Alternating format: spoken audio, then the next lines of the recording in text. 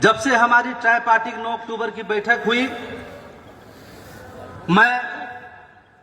बड़ा ही गंभीर पूर्वक और बड़ा शांत मन से देश के दोनों मंत्रालय के साथ लगातार मैं काम कर रहा था। और वो जो काम कर रहा था, पहले आप देखते थे कि मेरा हर 2-4 दिन बाद जो है, कभी श्रम मंत्री के साथ बैठक, कभी रेल मंत्री के साथ बैठक, कभी पार्लियामेंट में बैठक का तस्वीर आप लोग तक पहुंचता था ना।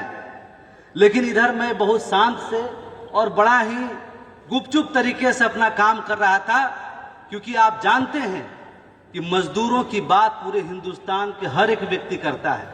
लेकिन मजदूर को जब उसका हक अधिकार मिलने वाला होता है तो बड़े बड़े पूंजीपति जो है उसका विरोध करना शुरू कर देते हैं, है ना। तो मैं बड़ा ही शांति भाव से सरकार के साथ मिलकर के, उनको निवेदन कर करके, ब्यूरोक्रेट के साथ बैठक कर करके इस काम को गंभीरता पूर्वक से कर रहा था। और आज मैं धन्यवाद करना चाहता हूं अब्दुल जी का, जिन्होंने मुझे इतना पावन धरती से इस बात का घोषणा करने का अवसर दिए। ये भगवान जगन्नाथ की धरती है।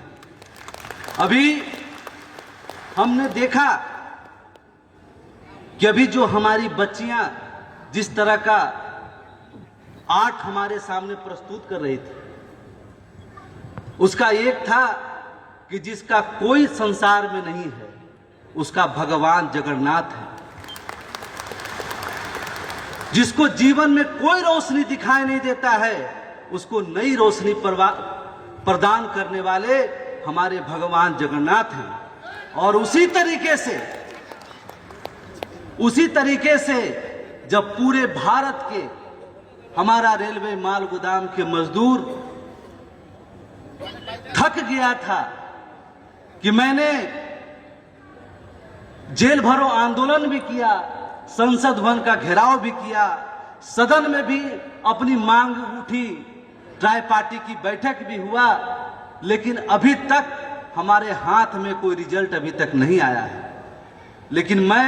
आज इस भगवान जगन्नाथ की धरती से आपको बताना चाहता हूं कि जिस तरह से आतंकवाद के खिलाफ हमारा देश एकजुट होकर उसको, पाकिस्तान को जवाब देने की जिस तरह तैयारी कर रही थी, उसी तरह जो अभी आपने देखा कि सिंदूर ऑपरेशन सफलतापूर्वक आतंकवाद पर एक बड़ा प्रहार है, उसी तरह भारत सरकार ने मुझे रेलवे माल गोदाम के श्रमिकों के जीवन में एक नई रोशनी के लिए एक ऑर्डर कॉपी, जिसका आप लंबे समय से इंतजार कर रहे थे कि हमारा वेरिफिकेशन कब होगा, हम गोदाम पे कब जाएंगे, हमारा सारा काम कब शुरू होगा, उसका ऑर्डर कॉपी आपके पास 6 तारीख के डेट में भारत सरकार ने भेजने का काम किया है। और इस ऑर्डर कॉपी के साथ हिंदुस्तान के 20 राज्यों को भारत सरकार ने हर स्टेट के अलग अलग अधिकारियों को नियुक्त करके इस अभियान को मोस्ट अर्जेंट टॉपिक नाम दिया है। क्या नाम दिया है? सबसे महत्वपूर्ण विषय है ये, इसको लागू करने के लिए। और मैं आपको गर्व के साथ बताना चाहता हूं कि वो 20 राज्य जो है उसमें हमारा दिल्ली, पश्चिम बंगाल, असम, हरियाणा, पंजाब, मणिपुर, बिहार, त्रिपुरा, झारखंड, आंध्र प्रदेश, उड़ीसा, राजस्थान, छत्तीसगढ़, उत्तर प्रदेश, नागालैंड, तेलंगाना, महाराष्ट्र, जम्मू कश्मीर, मध्य प्रदेश और उसमें उत्तराखंड भी शामिल है। ये 20 स्टेट में सरकार ने सीधा आदेश किया है कि इसको मोस्ट अर्जेंट के तहत विद इन 7 डेज के भीतर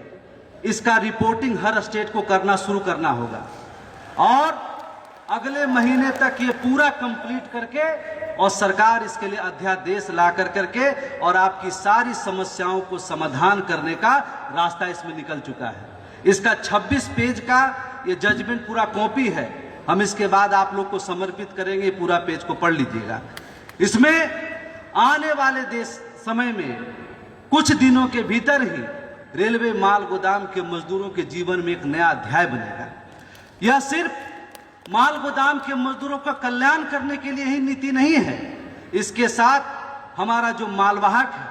जो माल मंगाता है, उसका जो समय पे माल खाली नहीं होता, उसको डैमेज लगता है, वेटिंग लगता है, इसकी भी सारी समस्याएं समाधान होगी।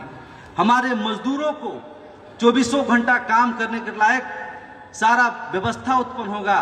हमारे मजदूरों को एक बेहतर कर्मचारी जो